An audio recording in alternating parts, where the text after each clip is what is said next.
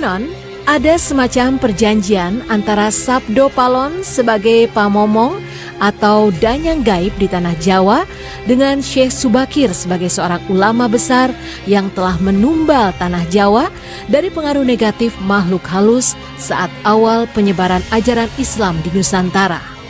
Tersebutlah kisahnya dalam tulisan Lontar Kuno. Lontar tersebut diperkirakan ditulis oleh Kanjeng Sunan Derajat atau setidak-tidaknya oleh murid atau pengikut beliau.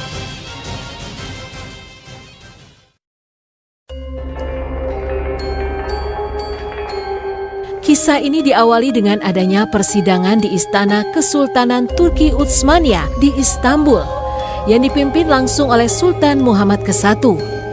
Persidangan kali ini membahas mimpi sang sultan. Menurut Sultan Muhammad, beliau bermimpi mendapat perintah untuk menyebarkan dakwah Islamiyah ke tanah Jawa. Adapun membaliknya haruslah berjumlah 9 orang. Jika ada yang pulang atau wafat, maka akan digantikan oleh ulama lain asal tetap berjumlah 9. Maka dikumpulkanlah beberapa ulama-ulama terkemuka dari seluruh dunia waktu itu. Para ulama yang dikumpulkan tersebut mempunyai spesifikasi keahlian masing-masing. Ada yang ahli tata negara, ahli pengobatan, ahli tumbal, dan lain-lain. Titah dari Baginda Sultan Muhammad kepada mereka adalah perintah untuk mendatangi tanah Jawa dengan tugas khusus, yaitu penyebaran agama Islam. Lalu dikirimlah beberapa ulama ke Nusantara atau tanah Jawa. Namun sudah beberapa kali utusan dari Kesultanan Turki Utsmania yang datang ke tanah Jawa untuk menyebarkan agama Islam, tapi pada umumnya mengalami kegagalan. Penyebabnya masyarakat Jawa saat itu sangat memegang teguh kepercayaannya, sehingga para ulama yang dikirim mendapatkan halangan karena meskipun berkembang, tetapi ajaran agama Islam hanya dalam lingkungan yang kecil, tidak bisa berkembang secara luas. Selain itu konon Pulau Jawa masih merupakan hutan belantara angker yang dipenuhi makhluk halus dan jin-jin jahat. Lalu diutuslah Syekh Subakir, ulama asal Persia yang ahli dalam meruqyah serta membuat dan memasang tumbal ke tanah Jawa. Beliau diutus secara khusus menangani masalah-masalah gaib dan spiritual yang dinilai telah menjadi penghalang diterimanya Islam oleh masyarakat Jawa ketika itu. Berdasarkan babat tanah Jawa, setelah sampai ke Nusantara, Syekh Subakir yang menguasai ilmu gaib dan dapat menerawang makhluk halus mengetahui penyebab utama kegagalan para ulama pendahulu dalam menyebarkan ajaran Islam karena dihalangi para jin dan dedemit penunggu tanah Jawa. Para jin, dedemit, dan lelembut tersebut bisa merubah wujud menjadi ombak besar yang mampu menenggelamkan kapal berikut penumpangnya dan menjadi angin puting beliung yang mampu memporak-porandakan apa saja yang berada di depannya. Selain itu, para jin kafir dan bangsa lelembut tersebut juga bisa berubah wujud menjadi hewan buas yang mencelakakan para ulama pendahulu tersebut. Untuk mengatasi hal tersebut, konon Syekh Subakir membawa senjata pusaka berupa tombak kiai panjang dan batu hitam dari Arab yang telah dirajah. Lalu batu dengan nama Rajah Aji Kalacakra tersebut dipasang di tengah-tengah tanah Jawa dan tombak pusaka tersebut ditancapkan tepat di puncak Tidar sebagai penolak bala. Karena Gunung Tidar dipercayai sebagai titik sentral atau pakunya tanah Jawa, efek dari kekuatan gaib suci yang dimunculkan oleh batu hitam tersebut menimbulkan gejolak alam yang tadinya cerah dan sejuk, matahari bersinar terang, damai dengan kicau burung, tiba-tiba berubah drastis selama 3 hari 3 malam. Cuaca mendung, angin bergerak cepat, kilat menyambar, menimbulkan hujan api. Gunung-gunung bergemuruh tiada henti. Lelembut, setan, siluman lari menyelamatkan diri. Jin, peri, banaspati, kuntilanak, jelangkung, semua hanyut dalam air karena tak kuat menahan panasnya pancaran batu hitam tersebut. Makhluk halus yang masih hidup pun mengungsi ke lautan. Sebagian jin yang lain ada yang mati akibat hawa panas dari tumbal yang dipasang Syekh Subakir tersebut. Melihat hal itu, konon Sabda Palon, raja bangsa jin yang telah 9.000 tahun bersemayam di puncak Gunung Tidar, rusik dan keluar mencari penyebab timbulnya hawa panas bagi bangsa jin dan lelembut. Kemudian Sabda Palon berhadapan dengan Syekh Subakir. Sabda Palon lalu menanyakan maksud pemasangan tombak dan batu hitam tersebut. Sang ulama menyatakan maksud dia menancapkan tombak dan batu hitam itu untuk mengusir bangsa jin dan lelembut yang mengganggu upaya penyebaran ajaran Islam di tanah Jawa oleh para ulama utusan Khalifah Turki Utsmaniyah. Setelah terjadi perdebatan, mereka segera mengadu kesaktian. Konon pertempuran antara keduanya terjadi selama 40 hari 40 malam, hingga Sabda Palon yang juga dikenal sebagai Ki Semar Badranaya, sang danyang tanah Jawa ini merasa kewalahan dan menawarkan perundingan. Di bawah ini adalah dialog antara Sabda Palon dengan Syekh Subakir yang terjadi di atas Gunung Tidar. Dialog yang penulis turunkan ini adalah dialog versi imajiner yang penulis olah dari hikayat tersebut dengan bahasa penulis sendiri.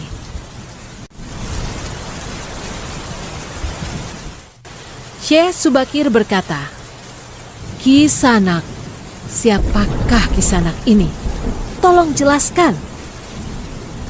Sabda Palon menjawab, "Aku ini Sabda Palon, pamomong atau penggembala tanah Jawa sejak zaman dahulu kala. Bahkan sejak zaman kadewatan atau para dewa, akulah pamomong para ksatria leluhur. Dulu aku dikenali sebagai Sang Hyang Ismoyo Jati, lalu dikenal sebagai Kilurah Semar Bodronoyo. Dan sekarang, zaman Majapahit ini, namaku dikenal sebagai Sabda Palon." Syekh Subakir berkata lagi, "Berarti Ki Sanak ini adalah danyang atau penguasa tanah Jawa ini."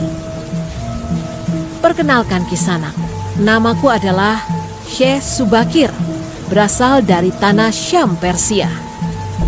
Sabda Palon bertanya, "Ada hajat apa gerangan dengan Diko rawuh di tanah Jawa ini?" Syekh Subakir menjawab, "Saya diutus oleh Sultan Muhammad yang bertahta di negeri Istanbul untuk datang ke tanah Jawa ini. Saya tiadalah datang sendiri. Kami datang dengan beberapa kawan yang sama-sama diutus oleh Baginda Sultan." Sabda Palon berkata lagi, "Ceritakanlah selengkapnya Ki Sanak, supaya aku tahu duduk permasalahannya." Syekh Subakir kembali menjawab, "Baiklah. Pada suatu malam Baginda Sultan Muhammad bermimpi menerima wisik. Wisik dari Hyang Akaryo Jagat, Gusti Allah, Zat yang Maha Suci lagi Maha Luhur. Diperintahkan untuk mengutus beberapa orang alim ke tanah Jawa ini. Yang dimaksud orang alim ini adalah sebangsa pendita, brahmana, dan resi di tanah Hindu. Pada bahasa kami disebut ulama." Sabda Palon kembali bertanya, "Jadi Jengan Diko ini termasuk ulama itu tadi?" Syekh Subakir kembali menjelaskan, "Ya, saya salah satu dari utusan yang dikirim Baginda Sultan. Adapun tujuan kami dikirim kemari adalah untuk menyebarkan wewarah suci atau ajaran suci, amadar agama suci, yaitu Islam." Sabda Palon kembali bertanya, "Bukankah Ki Sanak tahu bahwa di tanah Jawa ini sudah ada agama yang berkembang, yaitu Hindu dan Buddha yang berasal dari tanah Hindu? Buat apa lagi Ki Sanak menambah dengan agama yang baru lagi?" Syekh Subakir kembali menjawab, "Biarkan kawulo dasi yang memiliki keyakinannya sendiri. Bukankah Ki Sanak sendiri sebagai danyangnya tanah Jawa lebih paham bahwa sebelum agama Hindu dan Buddha masuk ke Jawa ini, di sini pun sudah ada Kapitayan. Kapitayan atau ajaran asli tanah Jawa yang berupa ajaran Budi." Sabda Palon kembali berkata, "Ya, rupanya Ki Sanak sudah menyelidiki kawulo Jowo di sini. Memang di sini sejak zaman sebelum ada agama Hindu dan Buddha sudah ada Kapitayan asli. Kapitayan adalah kepercayaan yang hidup dan berkembang pada anak cucu di Nusantara ini." Syekh Subakir balik bertanya, Jika berkenan, tolong ceritakan bagaimana kapitayan yang ada di tanah Jawa ini. Kemudian Sabdo Palon pun menjelaskan. Secara singkat, kepercayaan Jawa begini. Manusia Jawa sejak dari zaman para leluhur dahulu kala meyakini ada Sang Maha Kuasa yang bersifat tan keno kinoyo ngopo. Tidak bisa digambarkan bagaimana keadaannya. Dialah pencipta segala-galanya. Bawono Agung dan Bawono Alit, jagat besar dan jagat kecil, alam semesta dan alam manusia. Wong Jowo meyakini bahwa Dia yang Maha Kuasa ini dekat, juga dekat dengan manusia. Dia juga diyakini berperilaku sangat welas asih. Dia juga diyakini meliputi segala sesuatu yang ada. Karena itu masyarakat Jawa sangat menghormati alam sekelilingnya, karena bagi mereka semuanya mempunyai sukma. Sukma ini adalah sebagai wakil dari Dia yang Maha Kuasa itu. Jika masyarakat Jawa melakukan pemujaan kepada Sang Pencipta, mereka lambangkan dengan tempat yang suwung. Suwung itu kosong, namun sejatinya bukan kosong, namun berisi Sang Maha Ada. Karena itu tempat pemujaan orang Jawa disebut Sanggar Pamujan. Di salah satu bagiannya dibuatlah sentong kosong atau tempat atau kamar kosong untuk arah pemujaan. Karena diyakini bahwa di mana ada tempat suwung, di situ ada yang Maha Kuasa. Syekh Subakir kembali berkata, itulah juga yang menjadi ajaran agama yang kami bawa untuk memberi ageman atau pegangan atau pakaian yang menegaskan itu semua. Bahwa sejatinya di balik semua yang mawujud ini ada Sang Wujud Tunggal yang menjadi pencipta, pengatur, dan pengayom alam semesta.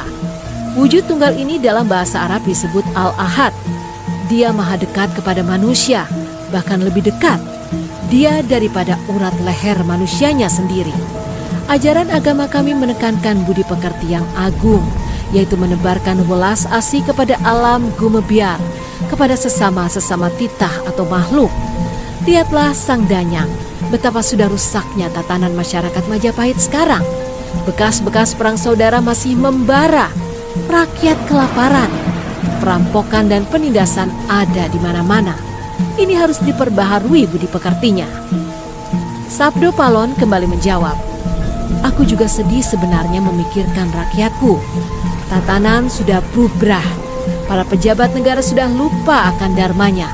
Mereka saling sikut untuk merebutkan jabatan dan kemewahan duniawi. Para pandito juga sudah tak mampu berbuat banyak. Orang kecil saling punjang atau bersusah payah mencari pegangan. Zaman benar-benar zaman edan. Syekh Subakir kembali berkata, karena itulah mungkin Sang Maha Jawata Agung menyuruh Sultan Muhammad Turki untuk mengutus kami ke sini.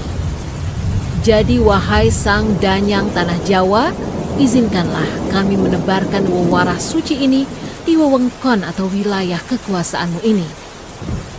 Sabda Palon pun menjawab, baiklah jika begitu, tapi dengan syarat-syarat yang harus kalian patuhi. Syekh Subakir pun bertanya, apa syaratnya itu wahai Sang Danyang Tanah Jawa? Sabdo Palon menjelaskan. Pertama, jangan ada pemaksaan agama, dharma, atau kepercayaan. Kedua, jika hendak membuat bangunan tempat pemujaan atau ibadah, buatlah yang wangun atau bangunan luarnya nampak cakrak atau gaya Hindu Jawa, walau isi dalamnya Islam. Ketiga, jika mendirikan kerajaan Islam, maka ratu yang pertama harus dari anak campuran. Maksud campuran adalah jika bapaknya Hindu, maka ibunya Islam. Jika bapaknya Islam, maka ibunya harus Hindu. Keempat, jangan jadikan Wong Jowo berubah menjadi orang Arab atau Parsi. Biarkan mereka tetap menjadi orang Jawa dengan kebudayaan Jawa, walau agamanya Islam. Karena agama setahu saya adalah dharma, yaitu lelaku hidup atau budi pekerti. Hati-hati jika sampai orang Jawa hilang Jawanya, hilang kepribadiannya, hilang budi pekertinya yang adiluhung, maka aku akan datang lagi. Ingat itu, 500 tahun lagi, jika syarat-syarat ini kau abaikan, aku akan muncul membuat goro-goro. Syekh Subakir pun menjawab, baiklah, syarat pertama sampai keempat aku setujui. Namun khusus syarat keempat, betapapun aku dengan kawan-kawan akan tetap menghormati dan melestarikan budaya Jawa yang adiluhung ini. Namun jika suatu saat kelak karena perkembangan zaman dan ada perubahan, maka tentu itu bukan dalam kuasaku lagi. Biarlah Gusti Kang Akaryo Jagat yang menentukannya.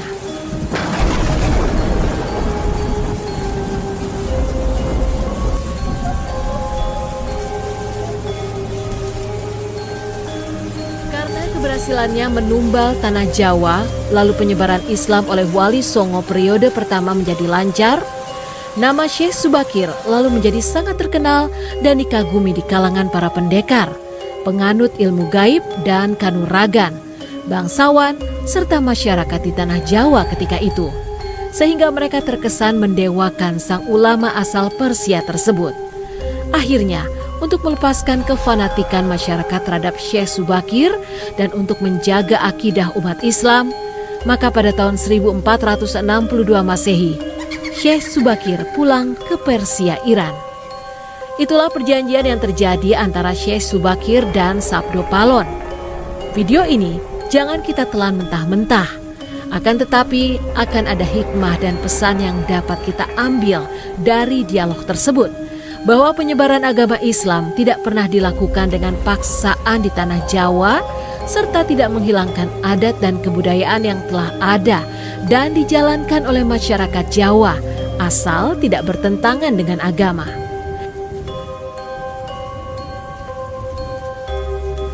Terima kasih sudah mendengarkan ceritaku. Jika kalian menyukai channel ini, jangan lupa like dan subscribe serta tekan tombol loncengnya.